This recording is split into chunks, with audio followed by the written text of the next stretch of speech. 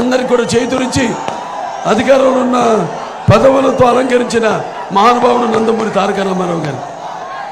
మరి ఆయన ఒక చరిత్ర చూసుకుంటే సినిమా అంతా ఒక ఎత్తు అయితే ఆయన నటించని పాత్ర లేదు, అలాగే ఆయన చేయని ప్రయోగాలు లేవు సినిమా రంగంలో.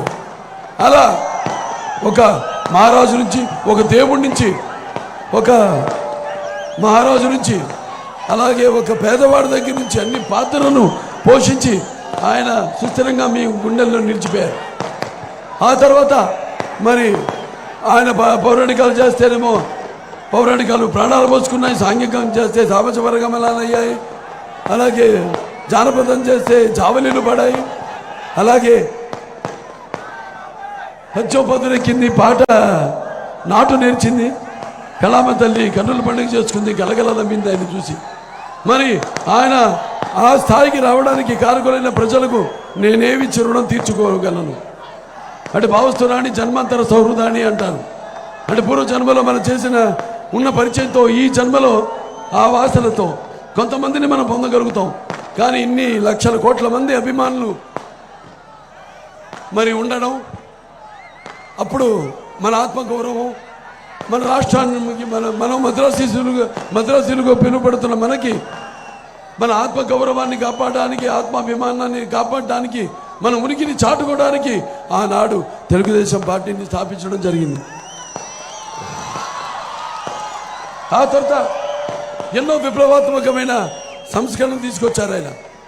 మరి ప్రపంచంలోనే ఎవ్వడూ సాహసించలేని విప్లవాత్మకమైన పథకాలను, అలా అంటే ఎన్నో సాహసోపేతమైన, అలాగే ప్రజలకు ఆమోదమైన, ఆనుకూల్యమైన,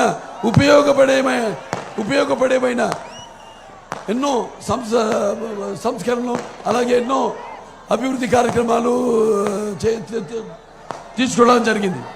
అందులో సామాన్యుడికి కనీసం జ్ఞానం ఉన్నవాడు ఇచ్చేది వాళ్ళకి అవసరమైన గుడ్డ.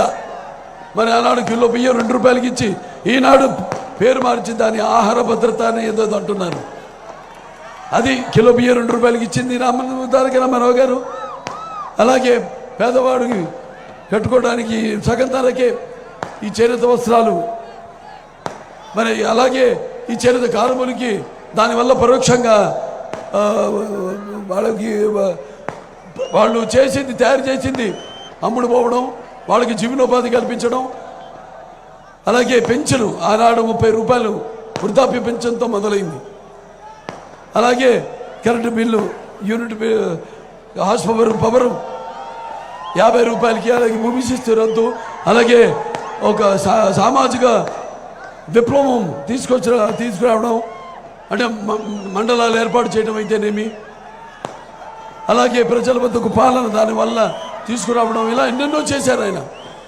అలాగే రాజకీయాల్లో మహిళలకు రిజర్వేషన్ అయితేనేమి, బీసీలకి రిజర్వేషను, అలాగే ఎస్సీలకు రిజర్వేషన్ అయితేనేమి, అలాగే ఎన్నో ప్రాజెక్టులు,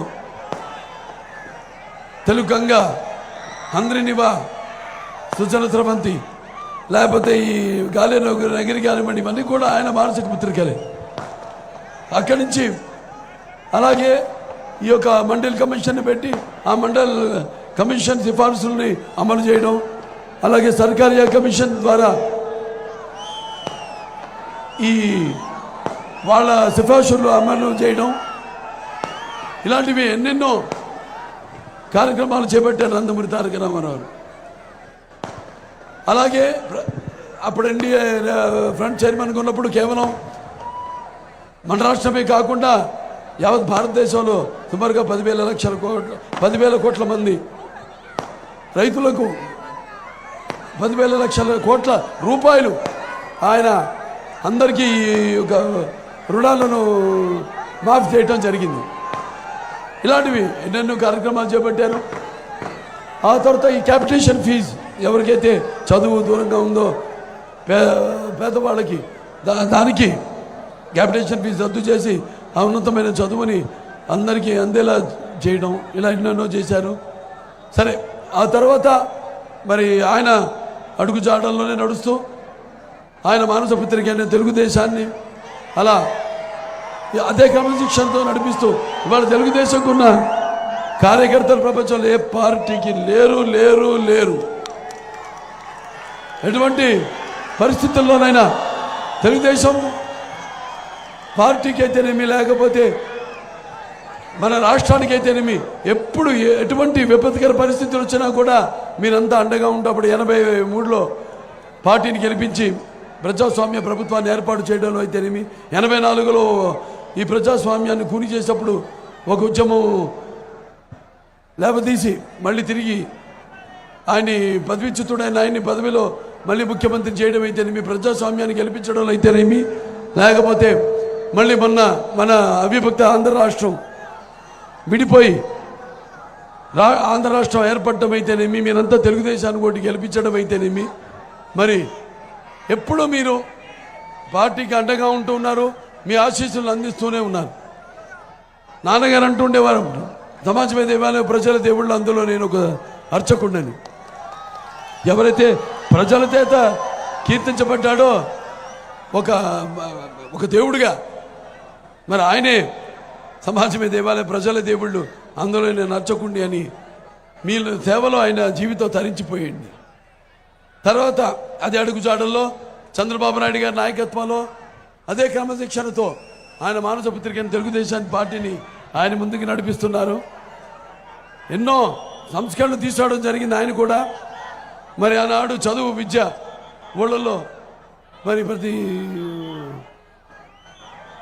కిలోమీటర్కు ఒక ప్రాథమిక పాఠశాల అయితేనేమి, ప్రతి 3 కిలోమీటర్లు ఒక అప్పర్ ప్రైమరీ అయితేనేమి, ప్రతి 5 కిలోమీటర్లకి ఒక హై స్కూల్ అయితేనేమి, ప్రతి మండలానికి ఒక జూనియర్ కాలేజ్ అయితేనేమి, ప్రతి డివిజన్కి ఒక ఇంజనీరింగ్ కాలేజ్ అయితేనేమి, లేక ప్రతి జిల్లాకి ఒక మెడికల్ కాలేజు, అలాగే రిజర్వేషన్లు మహిళలకి 33%, రాజకీయాల్లో అయితేనేమి, స్థానిక ఎన్నికల్లో అలాగే బీసీలకి 40% అయితేనేమి, 50% రిజర్వేషన్ అయితేనేమి స్థానిక ఎన్నికల్లో, అలాగే మహిళలకి చదువుల్లో విద్యల్లో కూడా 33% ఆయన రిజర్వేషన్ కల్పించడం అయితేనేమి, మహిళల్ని బస్ కండక్టర్లుగా నియామకం చేయడం అయితేనేమి, అలాగే ఈ యొక్క యువత ఏదైతే ఉద్యోగాలు ఉపాధి కల్పన విషయంలో మరి ఆయన అక్కడప్పుడు అవిభక్త రాష్ట్రంగా ఉన్నప్పుడు సైబరాబాద్ అయితేనేమి, నిర్మాణం అయితేనేమి, హైటెక్ అయితేనేమి, లేకపోతే దాని తర్వాత ఈ యొక్క ఐటీ రంగం అభివృద్ధి అయితేనేమి, అలాగే నల్సార్ కానీ, అలాగే ఈ యొక్క చెన్నారెడ్డి గారి వనరుల ఒక యూనివర్సిటీ అయితేనేమి, అభివృద్ధి యూనివర్సిటీ అయితేనేమి, ఇలా ఎన్నెన్నో. అలాగే దాంతో సమానంగా ఊళ్ళలో కూడా ఈ యొక్క క్రాంతి పథకం ఏదో గ్రామీణ క్రాంతి పథకంతో నాన్నగారు మొదలుపెట్టింది, దాన్ని కొనసాగిస్తూ గ్రామీణ అభివృద్ధి సర్వోన్నతముఖ అభివృద్ధి అంటే ఆ మౌలిక సదుపాయాలు అయితేనేమి అన్ని కల్పించడంలో ఎంతో కృషి చేయడం జరిగింది. అలాగే ఈ యొక్క జన్మభూమి, క్లీన్ అండ్ గ్రీను, నీరు అయితేనేమి, వన సంరక్షణ అయితేనేమి, ఈ చెరువులో తీతలు అయితేనేమి, దాని వాటి వల్ల అభివృద్ధి చేయటమేమి, ఇలాంటివి ఎన్నెన్నో కార్యక్రమాలు చేపట్టడం జరిగింది. మరి ఆనాడు ఇన్ని చేశాము, ఎవరికి తక్కువ చేయకుండా అందరూ కూడా 17,000 కోట్ల రూపాయలతో ఆనాడు మనం ఒక కొత్త రాష్ట్రంగా ఏర్పడ్డాం. రాజధాని లేని రాష్ట్రం, కట్టుబట్టలతో వచ్చాము ఇక్కడికి. అప్పుడు ఆయన 17,000 కోట్ల రూపాయల అప్పును బడ్జెట్ లోటును తీర్చి తర్వాత అందరి యొక్క తరచరి ఆదాయం కూడా పక్క రాష్ట్రాలతో ధీటుగా లేకపోతే వాళ్ళు మించేలా అభివృద్ధి చేసిన చంద్రబాబు నాయుడు గారు. మరి ఇవాళ చూస్తున్నాం మనం రాష్ట్రం ఎక్కడుందో. ఒక 20-25 సంవత్సరాలు వెనకబడిపోయింది మన రాష్ట్రం. మరి ఇవాళ మనం చూస్తే ఈ యొక్క 16 ఏదైతే వైకాపా ఉందో 1600 కోట్ల రూపాయల ప్రజల ధనాన్ని మొత్తం రాష్ట్రం అంతా కూడా హోర్డింగ్లో పెట్టి సిద్ధమని, మరి దేనికి సిద్ధమో నాకు అర్థం కావట్లేదు. మరి ఆనాడు తన తల్లిని చెల్లిని ఇంటికి గెంటేశాడు, బాబాయిని హత్య చేసిన వాళ్ళ నిందితుల్ని కాపాడుతూ చెల్లికి మోసం చేశాడు. మరి వాళ్ళకి సమాధానం చెప్పడానికి సిద్ధమా? లేకపోతే ప్రతి సంవత్సరం జాబ్ క్యాలెండర్ తీసుకొస్తాను అని నమ్మబలికి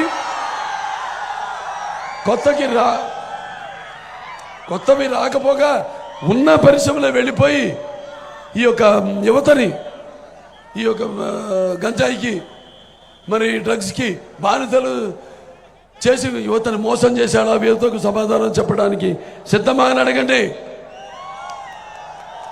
అలాగే వచ్చిన వారం రోజుల్లో సిపిఎస్ రద్దు చేస్తానని ఉద్యోగులకి మాట ఇచ్చి మరి వాళ్ళకు మోసం చేశాడు. వాళ్ళకి సమాధానం చెప్పడానికి సిద్ధమా? మరి ఏదైతే పోలవరం ఉందో దాన్ని గోదావరిలో కలిపేసి మరి వాళ్ళ ప్రభుత్వాన్ని తనని బ్లాక్ లిస్ట్ చేసిన కాంట్రాక్టర్లు వాళ్ళ బిల్లులు తిరిగి ఇవ్వడానికి సిద్ధమా? నా బీసీలు, నా ఎస్సీలు, నా ఎస్టీలు, నా మైనారిటీలంతా మరి చంపిన శవాల్ని డోర్ డెలివరీ చేసి నిందితుల్ని కాపాడుతూ మరి రైలు కింద పడి ఆత్మహత్య చేసుకున్న ఆ కుటుంబం వాళ్ళకి ఆ ప్రాణాలు తిరిగి ఇవ్వడానికి సిద్ధమా అని అడగండి. అలాగే ఒక పిల్లాడు తన అక్కని వేధిస్తున్నారని అడిగితే ఆ పిల్లాడి మీద కెరోసిన్ పూసి అతన్ని చంపేశారు. మరి అతని కన్నీళ్లతో ఆ కుటుంబం కన్నీళ్లు తొడవడానికి సిద్ధమా?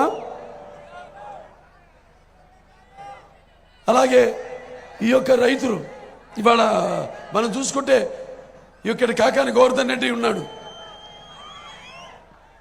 కాకమ్మ కబుర్లు చెప్తాడు ఎక్కువ. అంటే నోరు తెరిస్తే అబద్ధం, కళ్ళు పడితే కబ్జా. కాకాని గోవర్ధన్ రెడ్డి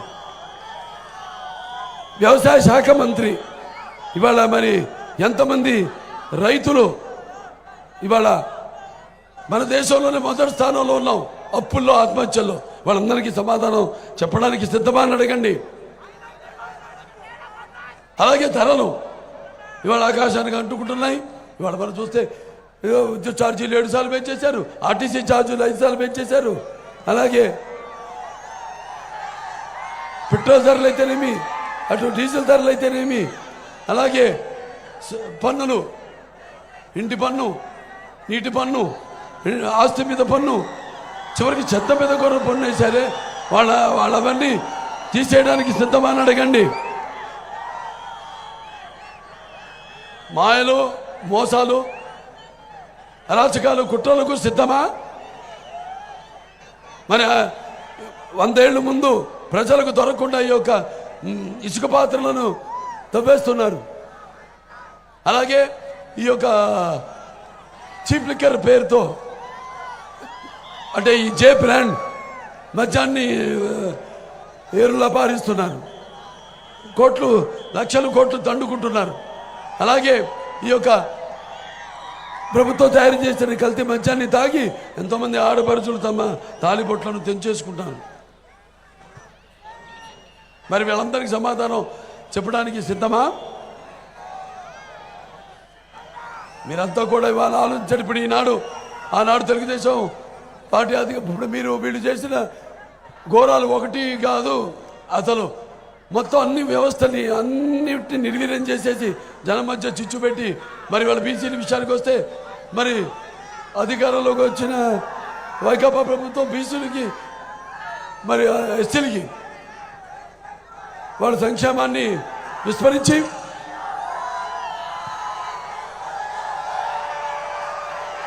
మరి వాళ్ళని చిత్రహింసలు పాలు చేయడమే ఒక లక్ష్యంగా పెట్టుకున్నారు. ఇవాళ మనం చూస్తున్నాం అక్కడ మన కోవిడ్ విపత్కర పరిస్థితుల్లో మరి మాస్క్ అడిగితే డాక్టర్ సుధాకర్ని ఆయన మానసిక క్షోభకు గురి చేసి బలవన మరణానికి కారకుడు అయ్యారు. అలాగే ఈ యొక్క జడ్జి రామకృష్ణ ఆయన కూడా పలు కేసులు పెట్టి ఆయన కూడా మానసిక క్షోభానికి గురి చేశారు. అలాగే ఇదేంటని ఈ యొక్క ప్రభుత్వ వ్యతిరేకాన్ని, పద్ధతుల్ని, వాళ్ళ అరాచకాన్ని ప్రశ్నిస్తే పేద ఎస్సీలకు శిరోమండనం చేయించారు. అలాగే ఈ యొక్క ఎవరైతే ఈ యొక్క రాజధాని గురించి ఉద్యమించిన నాయకుల మీదేమో ఎస్సీ ఎస్టీ కేసులు పెట్టారు.